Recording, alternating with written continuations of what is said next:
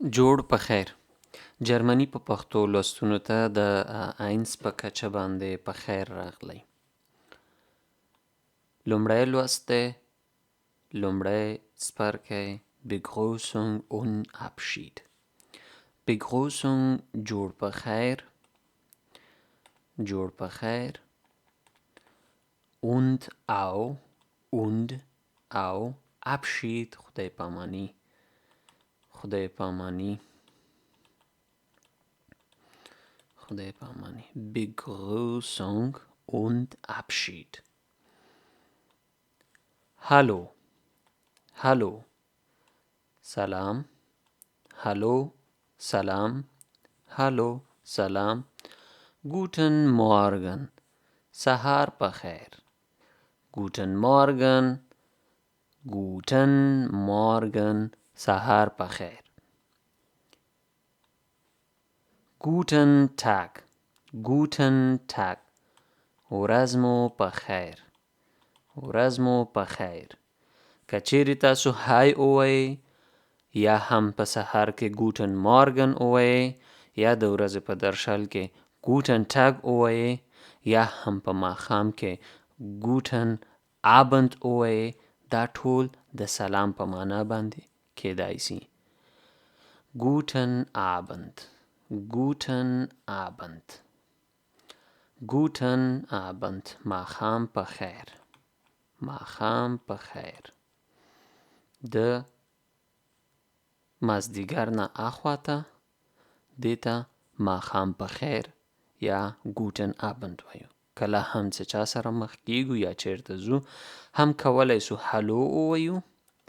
هلو ووایو او یا هم کولی سي همدغه ګوټن آبند وکاروو چې د ماښام په خیر په معنا باندې ده. ماښام په خیر یا هلو هم کارولی سو. راځو ګوټه نخت ته. ګوټه نخت. ګوټه نخت دا د خدای پامانۍ په جملو کې یا د خدای پامانۍ ویونو کې راځي. ګوټه نخت. یو څه ته مو ډېر پام وي چې مونږه د نورو سره یا د ماسپښین سهار او ماښام سره مونږه ګوټن نخت وویلې. دې ته مو ډېر پام وي چې دلته په آخره کې مونږه ان ورکه ګوټن آبند، ګوټن مارګن او ګوټن ټاګ مو وویلې. خو د نخت سره به ګوټه نخت وایو. ګوټه یوازې آخر کې ای راځي. ګوټه نخت ځکه چې نخت ښځینه نومونه ده او ارټیکل یې ډي راځي. ګوټه نخت. ګوټه نخت. شپه مو په خیر یا ښه شپه. شپه مو په خیر. Tschüss. Tschüss د خدای په امان. Tschüss د خدای په امان. Tschüss د خدای په امان. Auf Wiedersehen.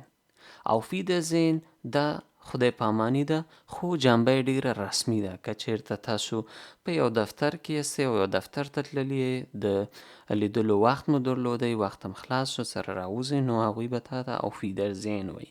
Auf Wiedersehen.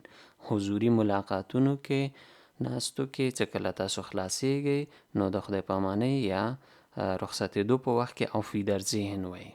که چیرې تاسو رسمي چا سره خبرې اترې په موبایل کولې او که څه نه ټلیفون باندې مو ورته زنګ وهلی و بیا Auf Wiederhören وایي. Auf Wiederhören. تر بیا د اورېدو په هیله. تر بیا د اورېدو په هیله. Auf Wiedersehen تر بیا د لیدو په هیله. خدای په امان. او Auf Wiederhören تر بیا د اورېدو په هیله. د خدای په امان. الله مو مل. تر بیا ښې چارې.